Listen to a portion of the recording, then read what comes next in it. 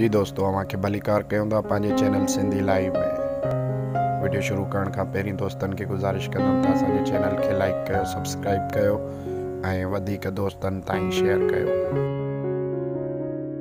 अॼु असांजो वीडियो आहे सिंध धरतीअ सां तालुक़ु रखंदड़ हिकु नामवर शख़्सियत जे बारे में, जंहिं पूरे पाकिस्तान में तमामु वॾो नालो कमायो।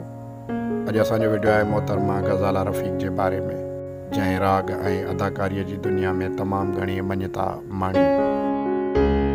ग़ज़ाला रफ़ीक़ हिकु पाकिस्तानी रेडियो टीवी ऐं फिल्मी अदाकारा हुई। उहा रेडियो पाकिस्तान कराची जी ॻाइणी ऐं मेज़बान पिणु हुई। 1960 खां 1970 वारे ॾहाके में मशहूरु टीवी अदाकारनि मां हिकु हुई। मोहतरमा ग़ज़ाला रफ़ीक़, जंहिंजो असुलु नालो बल्कीस अंसारी हुयो, संदसि जो जनमु 1939 में सिंध जे शहर कंबर में थियो। ग़ज़ाला रफ़ीक़ सिंधी ॿोलीअ जे नामवर लेखक उस्मान अली अंसारीअ जी भाणेजी हुई। हिकु पढ़ियल लिखियल घराणे सां तालुक़ु हुजण करे खेसि नंढपिण खां ई पढ़णु ऐं ॻाइण जो शौक़ु हुयो। हिन पंहिंजे ॻाइण ऐं अदाकारीअ जी शुरूआति 1957 में रेडियो पाकिस्तान कराचीअ मां कई। उहा ख़ुशकिस्मती हुई त ग़ज़ाला रफ़ीक़ जी सलाहियतुनि खे उन वक़्त जे नामवर ब्रॉडकास्टर ज़ेड बुखारी ॾिठो, जंहिं न रुगो संदसि गाना रिकॉर्ड कया पर खेसि हिकु मेज़बान ऐं ड्रामा आर्टिस्ट जी हैसियत सां रेडियो जे प्रोग्रामनि में हिसो वठण लाइ हिमथायो। हिन जो रेडियो पाकिस्तान ते पहिरियों उर्दू ड्रामो आग हो, जेको ज़ाहिद नक़वी प्रोड्यूस कयो हो। उन खां पोइ हिन ॿियनि केतिरनि ई रेडियो ड्रामनि में अहम किरदार अदा कया।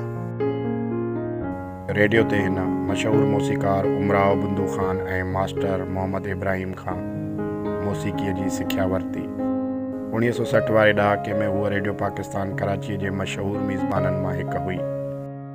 संदसि प्रोग्राम सुबुह दम ख़ावर दरवाज़ा खुला ख़ासि करे उन वक़्त जे रेडियो ॿुधंदड़नि में तमामु घणो मशहूरु हो।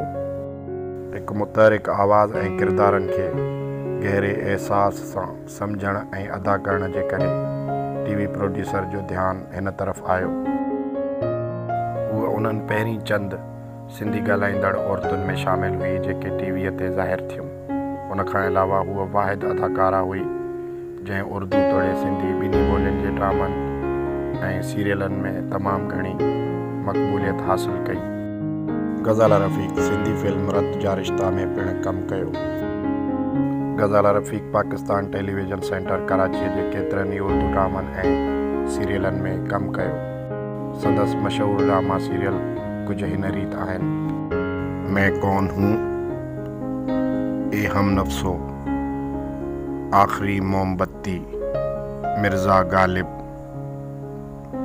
पतझड़ के बाद, गुड़िया घर। ग़ज़ाला रफ़ीक़ 1977 में पंहिंजी ओचितो वफ़ात ताईं सिंधी टीवी ड्रामनि जी मक़बूल तरीन अदाकाराउनि मां हिकु हुई।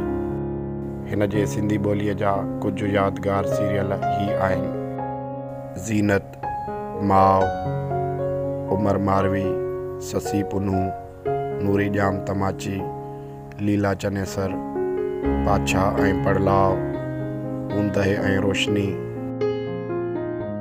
जी दोस्तों, त हीअ हुई नंढड़ी मालूमात सिंध धरती, सिंधी ॿोली, सिंधी सक़ाफ़त सां तालुक़ु रखंदड़ हिकु मशहूरु शख़्सियत ग़ज़ाला रफ़ीक़ जे बारे में। उमेद कयूं था त असांजो वीडियो अव्हांखे पसंदि आयो हूंदो।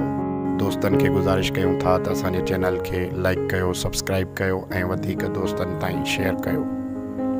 वॾी महिरबानी। लख थोरा। जिए लतीफ़। जय झूलेलाल।